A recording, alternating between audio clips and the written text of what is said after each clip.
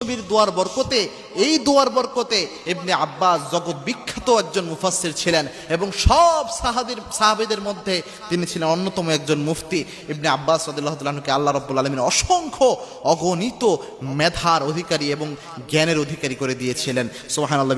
সুতরাং এই আমলটা খুবই গুরুত্বপূর্ণ। বাচ্চার মাথায় হাত দিয়ে অবশ্যই এটা পড়ার ট্রাই করবেন। আল্লাহুম্মা ফাক্কিহহু ফিদ্দীন, এতটুকু পড়লেই যথেষ্ট, এতটুকু পড়লেই আল্লাহ রাব্বুল আলামিন ইনশাআল্লাহ আপনাকে এই ফাদিলা দান করবেন। 2 নাম্বার যে আমলটা, এটা পবিত্র কোরআনেই আল্লাহ রাব্বুল আলামিন উল্লেখ করে দিয়েছেন।